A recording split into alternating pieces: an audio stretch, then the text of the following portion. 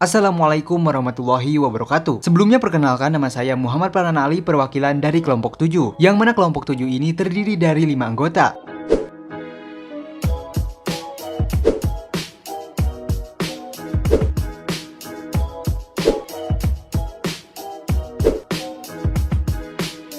Pada video kali ini kami akan membahas materi tentang anggaran perusahaan. Yang mana anggaran perusahaan ini terdiri dari 3 macam anggaran. Yang pertama adalah budget unit kebutuhan bahan baku. Yang kedua adalah budget pembelian bahan baku. Dan yang ketiga adalah budget biaya bahan baku. Untuk materi yang pertama akan dijelaskan oleh saudari Nurani Alawiyah. Assalamualaikum warahmatullahi wabarakatuh. Perkenalkan, nama saya Nurani Alawiyah dari kelas F1 Manajemen dengan NPM 101204998. Di sini saya akan menjelaskan tentang budget bahan baku.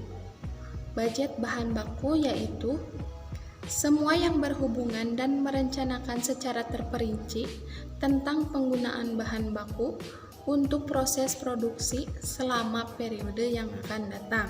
Budget bahan baku terdiri dari 3 buah budget. Yang pertama, ada budget unit kebutuhan baku, dan yang kedua ada budget pembelian bahan baku, dan yang ketiga ada budget biaya bahan baku. Di sini saya akan menjelaskan tentang budget unit kebutuhan bahan baku.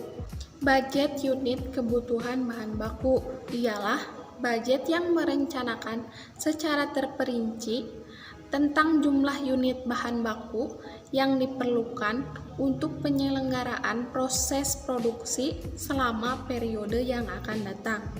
Budget kebutuhan bahan baku ini juga berisi tentang jenis, jumlah dan waktu bahan baku yang disesuaikan dengan jenis barang jadi dan tempat di mana akan diolah.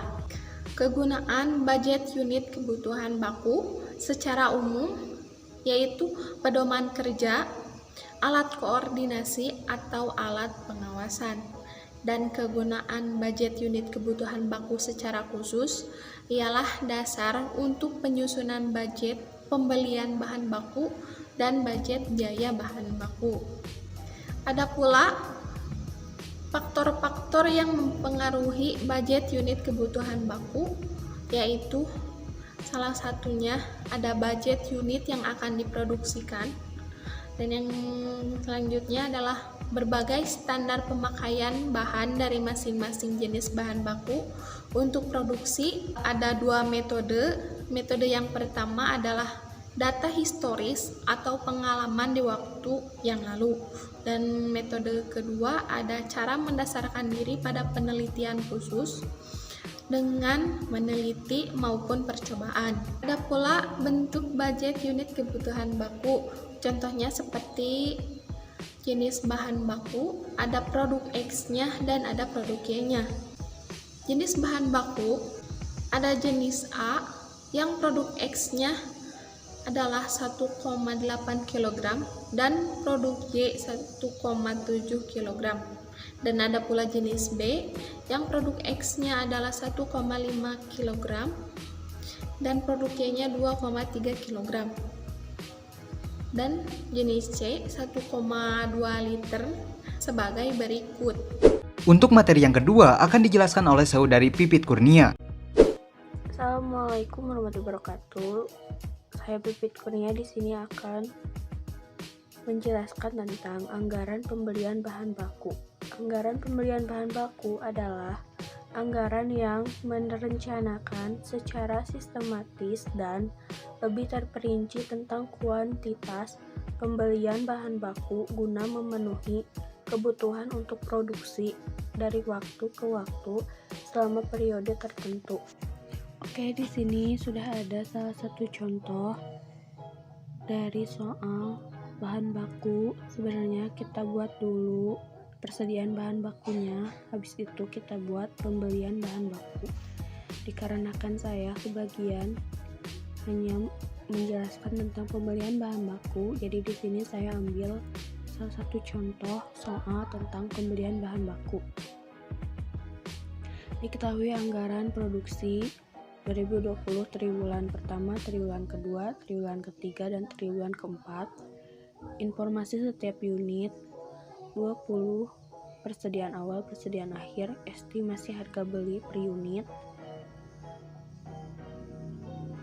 realisan harga beli. Sebenarnya tinggal kita masukin aja, terus kita total harganya berapa, jumlahnya berapa. Mungkin cukup sekian penjelasan dari saya. Dan untuk materi yang ketiga akan dijelaskan oleh saudara Jamil. Di sini saya Jamil, saya akan menjelaskan tentang budget biaya bahan baku. Bisa disebut budget yang merencanakan secara terperinci tentang biaya bahan baku untuk memproduksi selama periode yang akan datang, yang di dalamnya meliputi jumlah, harga, dan waktu. Kegunaannya adalah untuk umum, pedoman kerja, alat koordinasi, alat pengawasan. Untuk khususnya, sebagai dasar untuk penyusunan budget harga pokok barang yang diproduksikan, budget harga pokok penjualan yang tercantum dalam master income statement, budget dan upah tenaga kerja langsung dan biaya pabrik tidak langsung.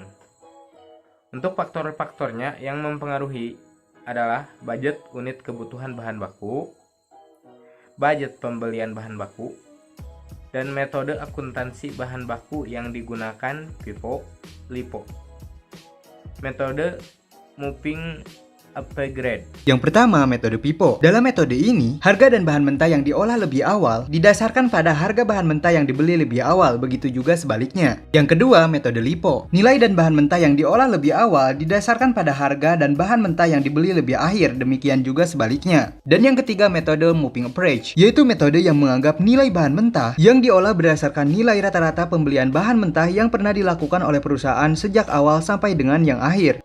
Tujuan penyusunan anggaran bahan baku. Yang pertama, memperkirakan jumlah kebutuhan bahan baku. Yang kedua, memperkirakan jumlah pembelian bahan baku yang diperlukan. Ketiga, sebagai dasar memperkirakan kebutuhan dana dalam pembelian bahan baku. Keempat, sebagai dasar memperkirakan komponen harga pokok produk karena pemakaian bahan baku untuk proses produksi. Dan yang terakhir, sebagai dasar pengawasan penggunaan bahan baku.